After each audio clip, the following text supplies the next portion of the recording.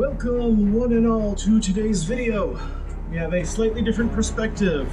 The hands are up here. We have also dismounted, delaminated, depumpkined, despeakered the pumpkin. Because today we are going to be moving away from the electronic side of things a little bit into the artistic side of things. To wit, we have this face of the pumpkin. The whole reason I'm using a different camera today is I needed my usual camera mount to hold the micro projector. So let us swap on over to the Chromecast, which I have casting something from my tablet. And now we do a little bit of this. So I think you can get an idea what we are intending to carve. I think that's pretty good positioning for her. And I suppose that's a him in this case. And it occurs to me I might actually be able to use this to project the circle onto the pumpkin. I can use my calipers to get the circle the right size, and then we have a cutting guide for the circle. We don't have to worry about the compass wandering and whatnot. I also think for better sound and a better mounting surface, I'm going to flatten that area out. Haven't decided how I'm going to do that yet, but I'm thinking maybe I could use something like upholstery thread to, cut through the pumpkin and create a flat surface that way. We'll find out later. For now, we need to start carving this. Now this is a free pumpkin. Now this is a free pumpkin template that I downloaded last night while I was laying in bed, drowning my sorrows in Chex Mix. And I'm gonna have a link to this right here, in fact. I think that's how those card things work. Hopefully. If not, it'll be in the description. You know what? It'll be in both places. Why not both? So, this pumpkin actually has 4 different grayscale levels to it, or rather this pattern does. Black areas, obviously, we leave pumpkin. Gray areas are the darkest, we just do a tiny shaving. Light areas we want to do a deeper shaving, and white areas we're supposed to go all the way through the pumpkin. However, the way this pumpkin works, I don't want to go all the way through, so the light areas we're going to make the deepest carving. In the next part of this, which hopefully will still be today, we will move on to the part 2, which is a good bit and has Marvin in it. Which is a good bit and has lights in it again. I just bumped the tripod, panicked, and then realized I took the camera off the tripod because I needed a steeper angle. Alright, tool selection. I think we're going to want mainly these 2 for now. I think these should be good for carving up the surface some. I'm not actually going to use a saw for this part. We're just going to get right to her. Now, let me fine-tune the focus. I do have a stepper motor sitting around. I could potentially do an automatic or at least a remote focus on this projector. I think that might be kind of cute. Okay, I'm going to start. Now this is the test pumpkin, so I really don't need to be too concerned, but I'm going to start on the back with these tools, just kind of learn how they work. Got quite the bend to her. That creates just like a thin line. And it does appear to make a line on the pumpkin. Let's see if I can get any light behind that. I don't know if this is going to be powerful enough. Yeah, a little bit. You can kind of see that there. I turned the projector off for a moment. That would probably help. So yeah, you can kind of see those lines through the pumpkin there. That might be our darkest lines. So our darkest lines, we just need to literally scratch the surface. This tool is good for making just a little bit thicker a line. This will be good for carving out larger areas. And it's a pretty nice line. If I drag this across the surface, I also get a pretty nice line that way. Okay.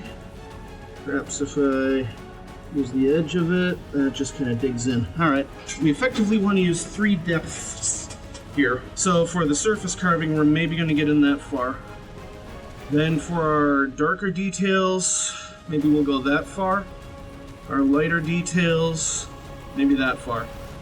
And then the trick of this is we're going to have a light source on the inside of the pumpkin as we're shaving away the wall. Because our lightest spots, we want to be almost paper thin. Hopefully not so thin that the speaker blows them out. I don't think that should be possible.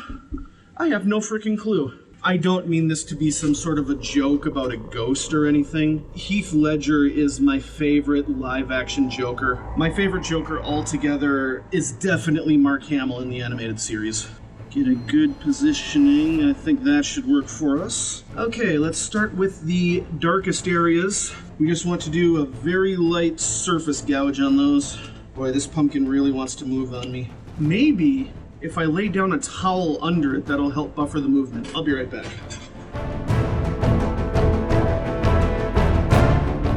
I have no idea how much content I just lost, but it turns out if I don't hit record on the GoPro, it goes into power saving mode.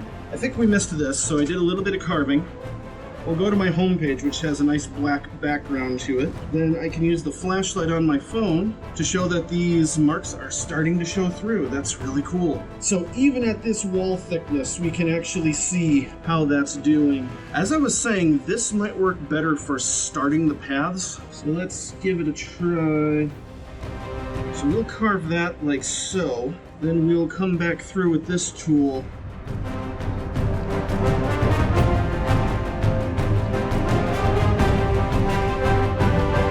Overall, that didn't work as well as I thought it would. I'm going to stick to using the pointy end. This one is a dark one. See, now I've got a problem. I'm getting in the way of the projector, so as I'm carving this, I'm having to move my hand away to see what I'm doing.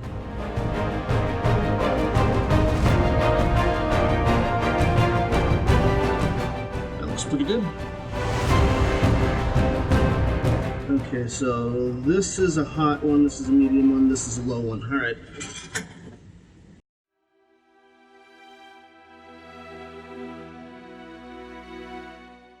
So I've come to realize what this tool is actually really good for. If I could use my fingernail, you kind of use this to shave away the skin of the pumpkin and get it nice carving on it.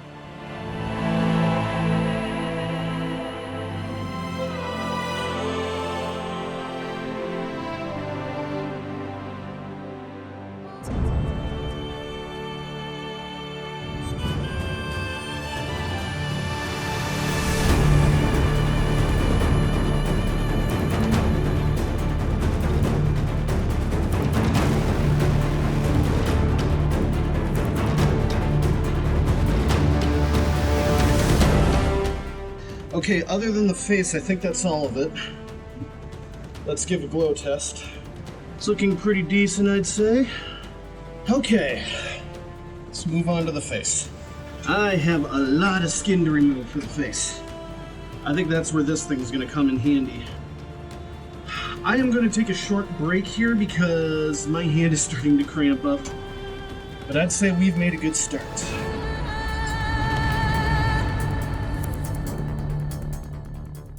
Alright, I'm getting near the end of the last few passes here. I've already done the roughing pass on all this, so now I'm doing the deeper cuts.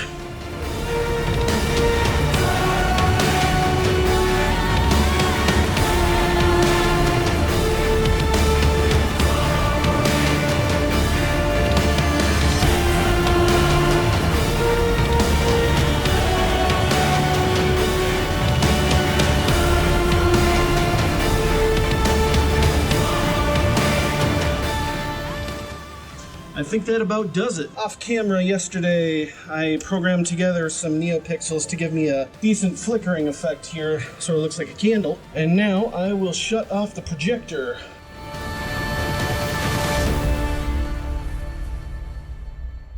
I think that's looking quite nice. So, now we can start taking off some of the internal wall and see what we get.